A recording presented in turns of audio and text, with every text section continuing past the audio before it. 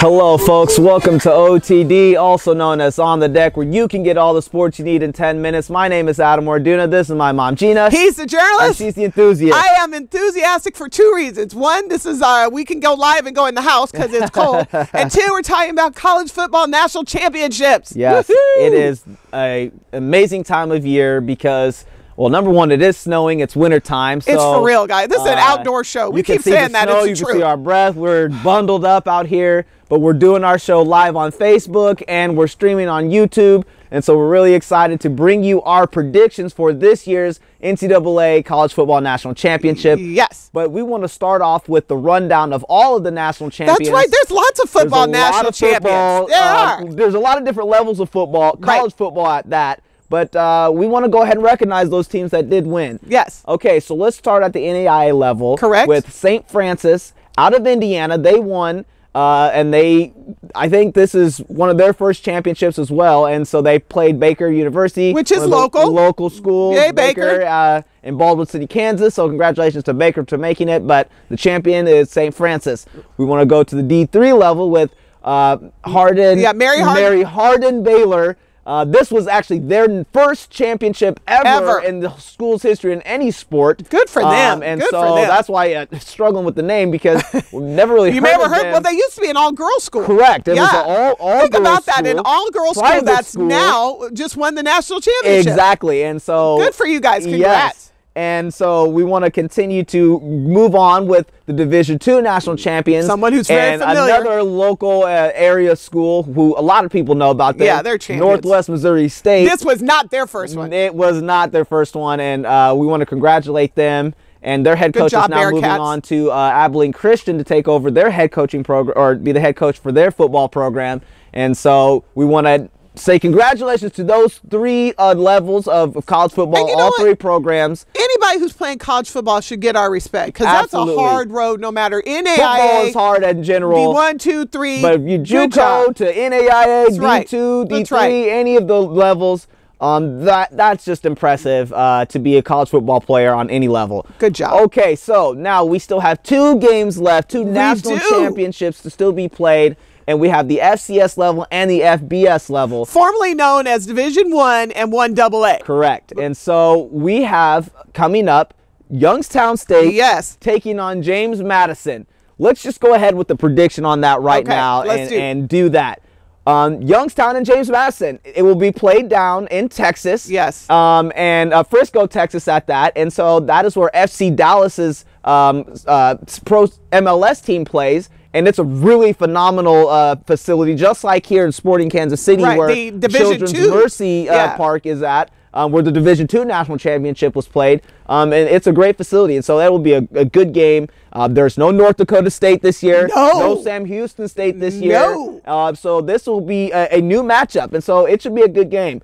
What do you think about this national championship? I'm going to tell you honestly, I don't know anything about James Madison. I did watch some FCS games throughout the year because, if we can get them, I'm going to watch them. I watched a lot more D2 this year than I've had in the past. But I do know Youngstown State. And part of it, all you Huskers out there, your boy Bo Pelini is the head coach in Youngstown. And this is year 2. This man is playing in the national championship in year 2. And I feel like Bo has we know. Bo Pelini has a chip on his shoulder, on his nose, on his toes. The man is just a walking chip. He's just a chip. He's just a chip. And I think that Youngstown State, I'm telling you, that is an aggressive and complicated defense, which is what Bo is known for. But I think they've got a really good quarterback. And the one game, I had to watch it on ESPN3 because they wouldn't play it on TV. And they're a dominant program. Yep. I don't know James Madison, so it's hard for me to say. But whoever this team faces is going to have their hands full. Yeah. I'm hoping it's a good game. It's going to be on ESPN too. So get to watch it. The one thing you do know about Bo Pelini's teams is that they're going to be aggressive, they're going to play hard, and they will be coming for you. They're going to play scared. They're going to play like him. Yeah, and he's a scary dude, and they're going to play lights out. And so in Youngstown and that whole area, there's just a lot of good football up there. Yes. I do have a former teammate of mine who is now the quarterbacks coach at Indiana, who had a small stint at James Madison, and so they have good football there as well. Obviously, they're in the national championship. They're a military type of school, so they should be disciplined. They should be a team that doesn't make too many mistakes, and so it should be a good matchup, and so it should be a fun one. Bo Pelini's team should be the favorite, I would assume. I think there was an ESPN commentator that was like, he's the show by himself. Just watching him alone is just entertainment. Spitting and yelling and screaming. Hey, refs, good luck. Just watch out, because he's going to be in full force. And so that will be a good game. So you're picking I'm picking Youngstown State, because I also take Youngstown. Jim Tressel is the president at that college. And so there you go. Yes, big Jim Tressel fan as well. Okay, so we will go with that. We'll give you the updates on the FCS championship, national championship. Let's move on to the FBS national championship. We've got two really strong, fun teams. This is a rematch from last year's national championship. We've got Alabama Crimson Tide, the #1 seed, and the Clemson Tigers, the #2 seed. This will be a very interesting matchup now, more interesting than it was probably a couple weeks ago. If you would have said, hey, this will be a rematch of last year 2 weeks ago, you might have been like, maybe not. But I think now it's a lot more interesting for a lot of different reasons. Tell me why you think this will be the much more interesting matchup for this national championship. I will give you my #1 reason, because I watched the semifinals. I watched Clemson whoop Did something Ohio happen State. in the semifinals?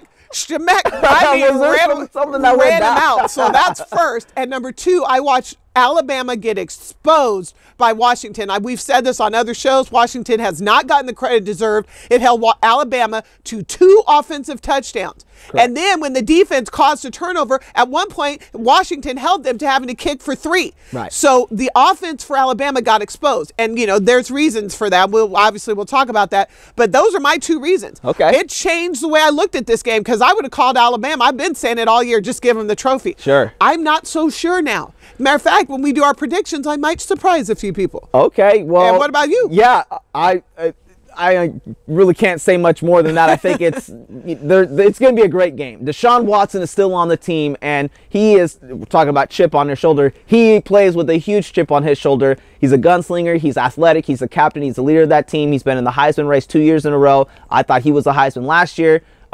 He's one of those guys that you can't deny what he brings to the table and to his team. Alabama is obviously Alabama, and so it'll be a great game. Okay, so what are your predictions right now as we get ready to wrap this show up here? Well, I know we're running short on time, but we know that Alabama no longer has the same offensive coordinator. Lane Kiffin and St. Nick decided to part ways. Yes. Wink, wink. Which will make a big difference in that game. It will make, because now you got Sarkisian calling the offense. Exactly. So I don't know how good a thing it is to switch your OC the week of the national championship game. So I'm just going to make it short and sweet. I'm calling Clemson. Okay. I believe in Deshaun Watson, just like you said. Yep. I saw them destroy Ohio State, and I saw the holes in Alabama last week. I'm going Clemson, and I'm not going to go close. I think it's Clemson by 10. Well, I agree with you. I'm going Clemson as well, and I'm not even trying to hedge around it. I think last year Clemson should have won the national championship. Nick Saban had to pull out an onside kick, and some miraculous plays had to happen for Alabama to win that one. And there's a big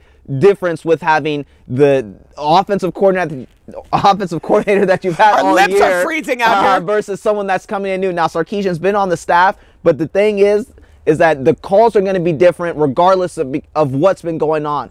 And that does play a huge difference to how the offense will be played. As far as coaches go, you can always say Nick Saban's resume is that, but Dabo Swinney also has his own resume. And we talked about it pre-production. The quarterbacks, I think Deshaun Watson's the better quarterback. As far as defenses, Alabama's going to probably have the nod, but it's not by that much. When we said the offensive line is basically a trade across there. And so I just think when it comes down to who wants it more, I think Clemson wants it more. So that's why I'm going with Clemson in this match. Well, Clemson's defense pitched a shutout last week. And real quick, I was going to say about Sarkisian, he's like online dating. You meet somebody online and you have a great rapport, but when you meet him in person, it might be different. Sarkisian has been there, but he's been up in the booth being a consultant. It's different when he's going to go live calling plays in the national championship. And there's a lot of pressure. There's a lot of pressure, and he's got a lot to prove as well. And so we will see what happens. We will see. It will be a great game. It is starting to snow again. Is that just snow falling off the roof? Snow is falling off the roof. But everywhere. We just want to say, hey, we appreciate your time. Snow. We are getting snowed on. And continue to follow us on social media. Hey, real quick. Happy birthday, Ashton. Yes, our cousin Ashton is 24 today. We want to say happy birthday to him. Continue to follow us on all the social media, YouTube, Facebook, Twitter. And we want to say we appreciate your time and Thanks for watching, Go folks. Tigers. Woo! Woo! All right, it is Facebook Live. It's freezing. time to go. It is super cold out here. And the heat works in the house. All right, guys. We'll see you later.